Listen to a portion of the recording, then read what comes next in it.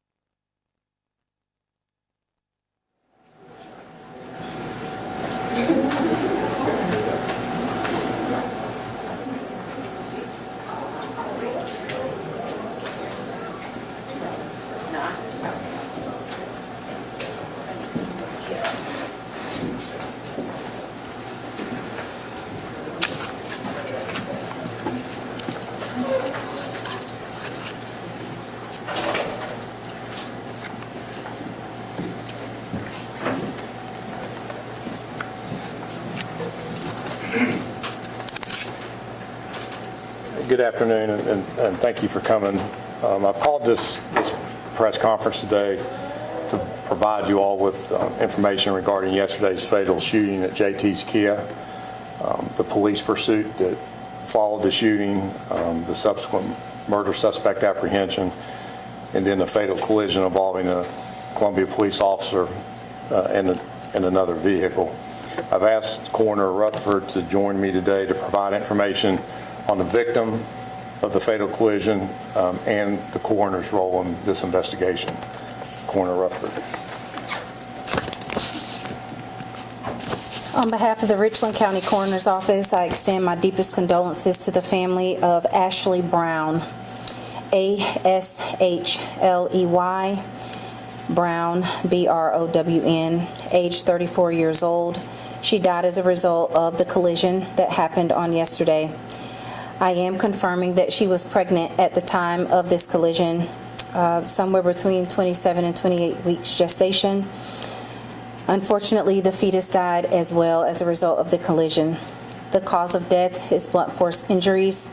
The manner of death is to be determined. This matter is still under investigation. I will not be providing any details about her exact injuries. Thank you. Thank you. I stand before you today with a very heavy heart.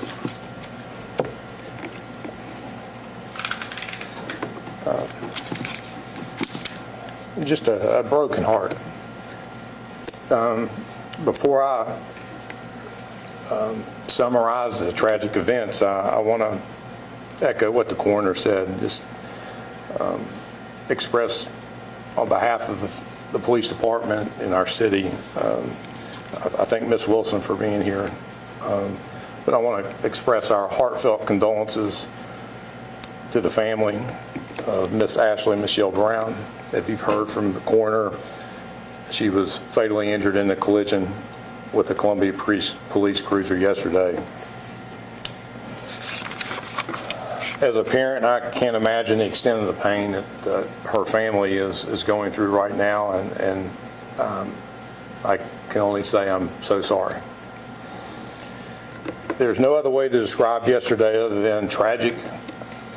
I will do my best to provide you with a timeline of events with as much information as we can at this time, and I'll just emphasize this information could change as this investigation progresses. I just felt like it was important that we shared what we know right now, and again spoke to the tragedy that occurred with the family of Ms. Brown.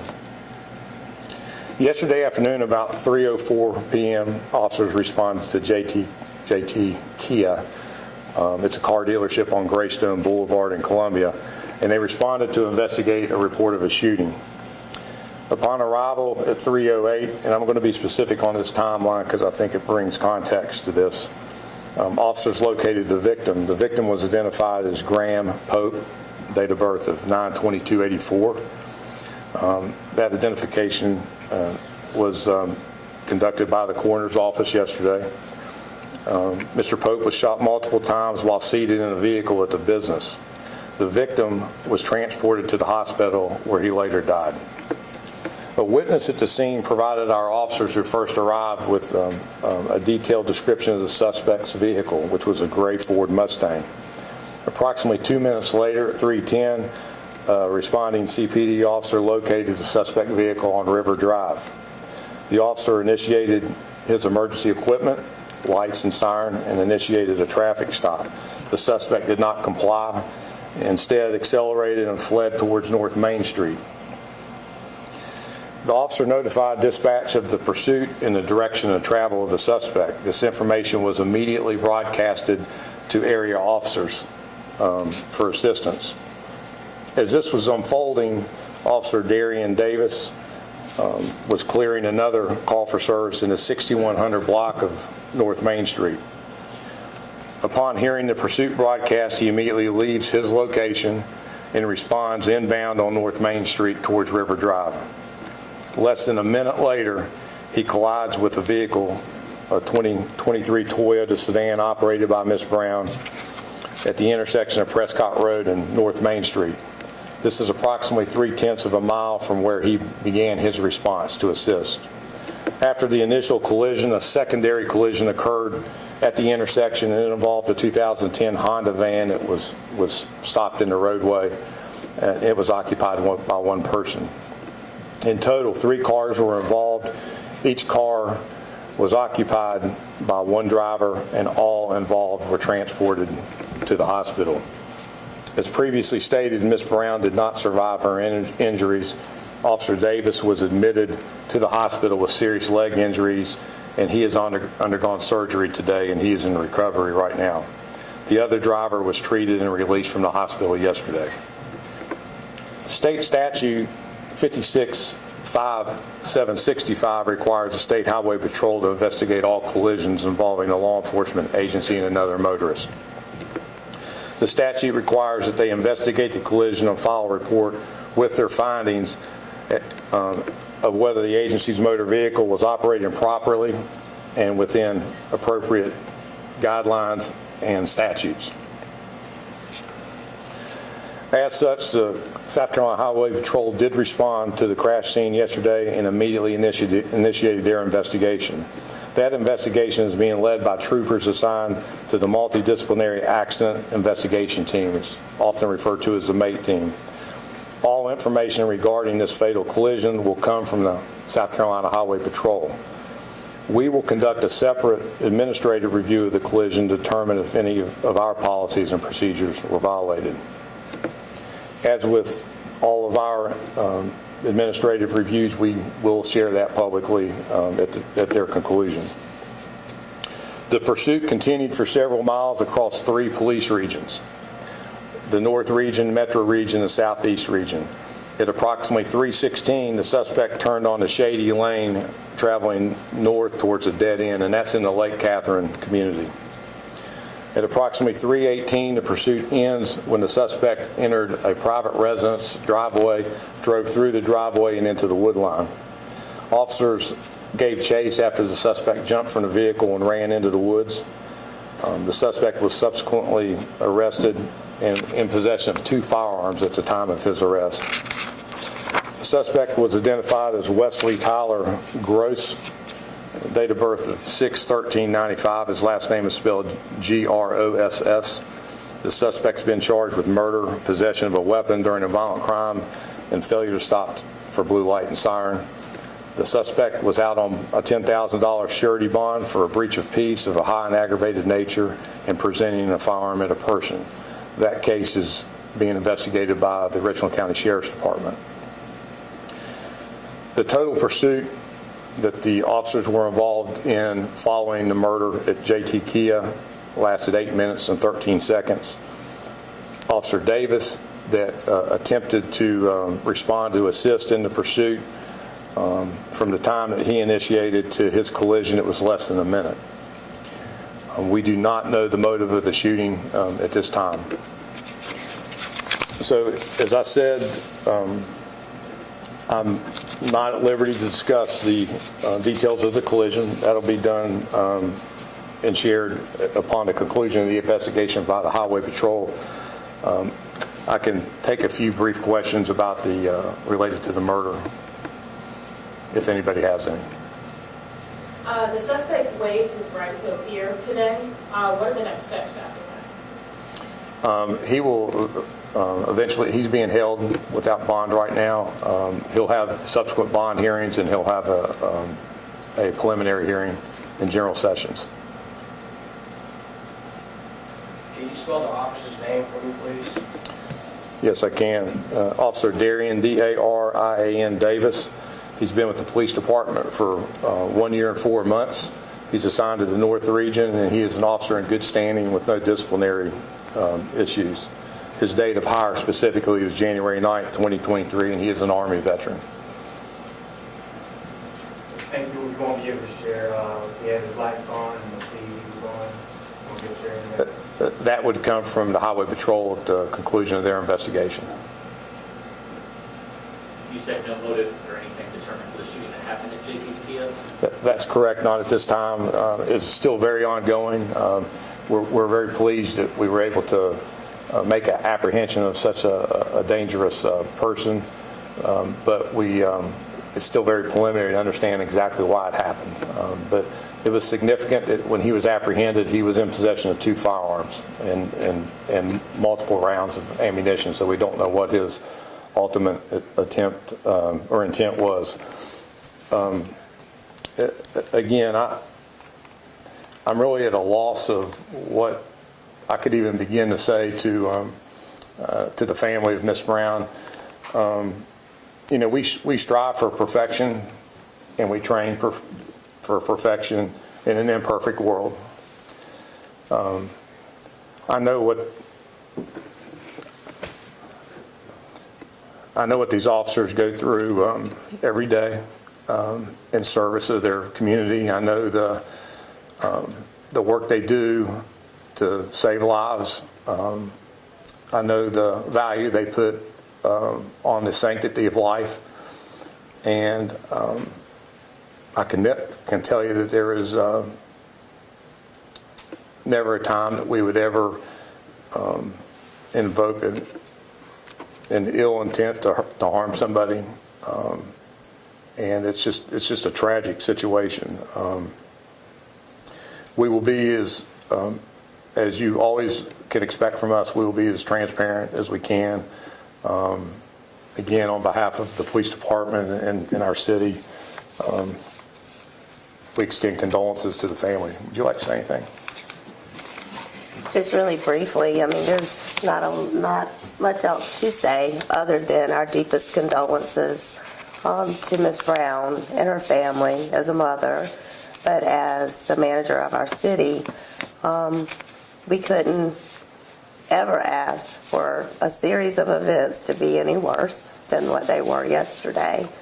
And I can tell you on this 10th anniversary to the day that I hired this man, it has rocked him to his core, and I've watched him deeply upset about this incident. And I can tell you we're committed to the MATE team investigation to see it through with transparency, and we wouldn't expect anything less than that they get to the bottom of everything that occurred. But we offer our condolences for Ms. Brown and her family, and we're certainly praying for our officer as well. Thank you. Thank you all.